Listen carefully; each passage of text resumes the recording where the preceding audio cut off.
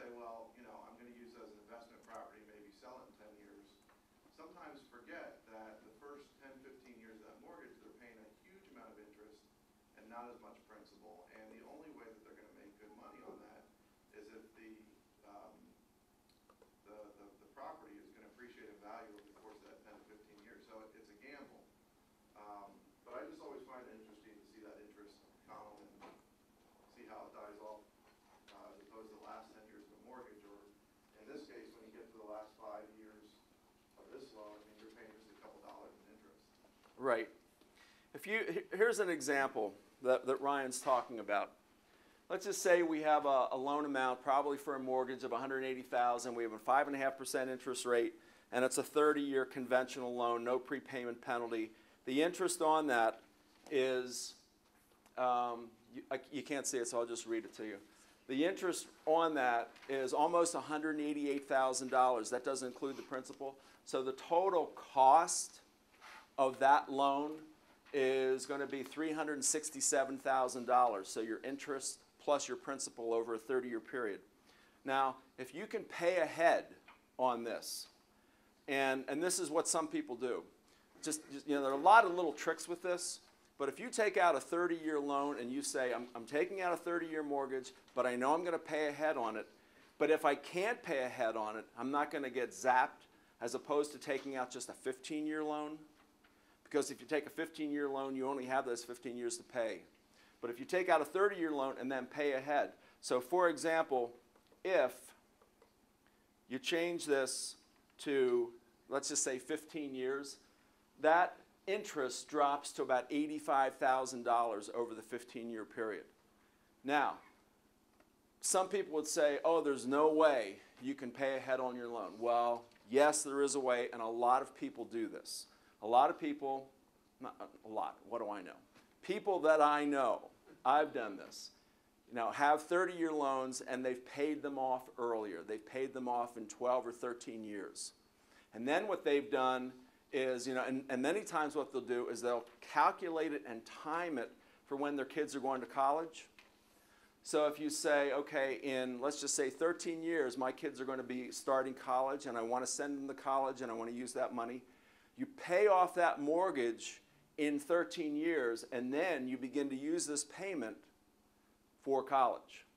So, and you really have to be careful with some of the 529 plans that are going out there. The rules change next month, I believe, for the 529s. So you really have to be careful about those college saving plans, because the rules are changing and the money that you're looking for may not be there at a time that you want it. So that's another way you can use it. You know what they're changing about the It was in this morning's paper, and I can't remember what it was. I know one of the changes was they're eliminating the K-12 expenditures. It used to be you could use money for K-12. I think they're eliminating that. And the other thing I think they're eliminating is there was a $2,000 expenditure that could be used, and I'm not sure what that was for, and they're cutting that back to $500. The other thing too is we're talking about debt. You also have to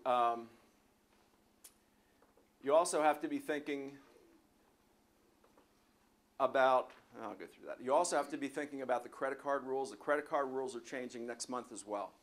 So with all the changes in the economy, you have to be aware of some of these changes. Remember I said before, you can't be guided by inertia. The rules are changing, so you have to be aware of all that. Fast forwarding through this. Everybody getting that? Okay. Okay, praying, yeah, talk and listen. Okay, did all that. Warning signs. Calculating the cost. Calculate savings by paying ahead. You can save money there. And then the debt to income ratio. Okay, let me spend just a couple minutes on this. There are a couple of ways to figure out how you're doing with your debt. And one way to figure it is the debt to income ratio. Another one is the debt to asset ratio. And later on I'm going to show you how this country figures out its debt load, and it's basically debt to GDP, or I'm sorry, debt to GDP. But this one, you figure out, and this is based on the monthly income and expenses. So you look at your mortgage, your credit card payments, your loan payments, and other loan obligations. Some of these models also say you should add taxes, because that's a fixed expense, and insurance, because that's pretty much a fixed expense as well. So whatever your monthly debt obligations are, that goes into that. And then you figure out your income, and then you just divide one, A divided by B there, your debt divided by your income, and you get a ratio. And then down below, it says, if you're at 36% or less, that's a healthy debt load. I don't know, again, now maybe Dave or Rick Kreider's here. He's going to be talking in one of the other segments in a while, and Tracy's here. She deals with real estate. All this stuff is figured on formulas, so I don't know if you have a debt load or a debt-to-income ratio of over 36%, probably your lenders are not going to look too favorably on that. But you can see if it's 37 to 42%, not bad, but it's not looking good. 43 to 49%, you're probably in trouble. And if it's 50% or more, you need to get some help. And there are a lot of people around who can give you that help, and I'm going to talk about that a little bit later on. Okay, consumer profile. This is from the Federal Reserve 2007 survey. The Federal Reserve publishes a consumer profile every 3 years. So we had one in 2004. 2007 is the latest one. They'll be doing another one in 2010. I'm sure it's going to look a little bit different. And we're looking at the family holdings of debt, the reasons for borrowing, and then, of course, the debt-to-income ratio. Okay, so if you're in this age group, 35 to 44, people who held debt secured by residential property was 59.5. Installment loans, 56.2. Now, let me just say that means that for the first one there, 60% of the people have loans that's secured by residential property, but that means 40% do not. That doesn't mean that they've paid off the loans. They could be renters. They could be living with their parents. Well, hopefully not at that age, but oh boy. But 40% don't have any loans secured by the residential property. Credit card balances, close to 52%. And then any debt at all, 86%. So, but again, you have to keep something in mind. That age group is really, a high cost of living age group. You've got, you're starting out, you're paying off loans, maybe student loans. You have kids, you have maybe kids are starting into college. I mean, you do have a lot of expenses. It is difficult. Okay, purpose of all debt. Why do people take on debt? Purchase a primary residence is 70%, improved 2.3, vehicles 5.5, goods and services 6%, education 3.6%. I was sort of curious about this one. This percentage for borrowing money for education has really remained fairly stable for about the last 3 or 4 surveys, which would be about 12 years. And it was a little bit lower. It's like 3.3% and then 3.5%. Now it's at 3.6%. So that really hasn't changed too much in terms of people borrowing for their education. And then the debt-to-income ratios. This is the age of the head of household is 35 to 44, again, based on the federal survey. And everybody combined, everybody looking at this in this age group, their debt-to-income ratio was 18.5%. So that's fairly low. But again, it depends on what else they're doing with their lives. The median, the midpoint, was 20%. And then those who had a ratio greater than 40% was almost 13%. So that's not too good. And then payments past due of greater to or equal 60 days. So if you're not meeting your debt obligations, that's about 9%. And again, this is 2007. 2007 is when the economy was going great guns. I mean, everybody had money, and you know, the stock market was over 14,000, I think, in October 2007, Rick, something like that. So, you know, everybody was making money. It was great, but they were all doing it by borrowing money. You know, this expansion of credit. Okay, some cautions.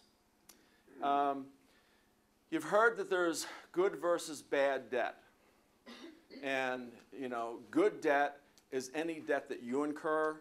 Bad debt is any debt that your spouse incurs. No. That's good versus bad debt. Good debt is normally something like housing, education, normally something that would be an investment. Bad debt would be something that you're borrowing. You know, I want to buy those golf clubs, or I just got a hot stock tip. I want to borrow $5,000 because I know the stock is going to go up. But the rules have changed on that. I think the margin requirements have changed now as well. So you really have to look at that.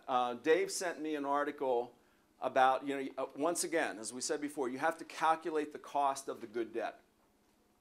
So if it's going to be more than you can handle or more that you want to spend, it's not good for you. And that's really who we're talking about here. Is this debt good for you? And if it's not, you know, if you can't sleep at night because you're taking on this debt, then don't do it. I mean, it really comes down, if it's causing problems with your spouse and you're fighting about things, or, you know, your kids are, you know, the kids know there's a lot of tension in the house, then it's not a good thing, and you really need to correct that. And then the second one there is the debt reduction services. You see this on TV all the time.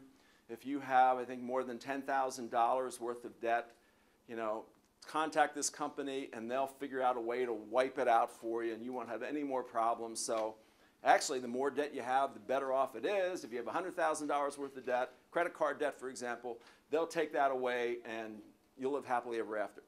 All I'm saying is you have to investigate these very carefully, because some of them, the way they work, you pay an upfront fee. These people aren't doing this stuff for free. So you really have to look at it carefully. You pay an upfront fee, and then they'll negotiate with your creditors the debt that you have. Sometimes what they'll do is they'll destroy your credit rating, and